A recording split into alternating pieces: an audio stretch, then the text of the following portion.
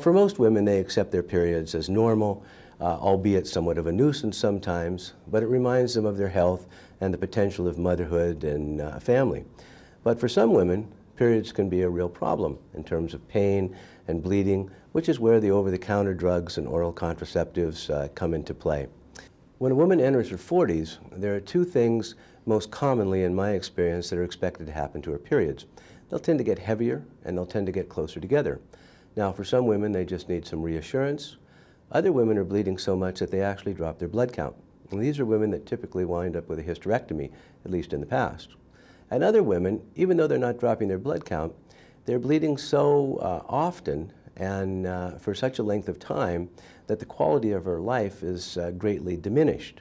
In the past, as I say, hysterectomy has been an alternative, certainly birth control pills.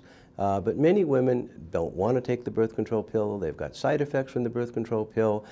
They've got contraindications to the birth control pill.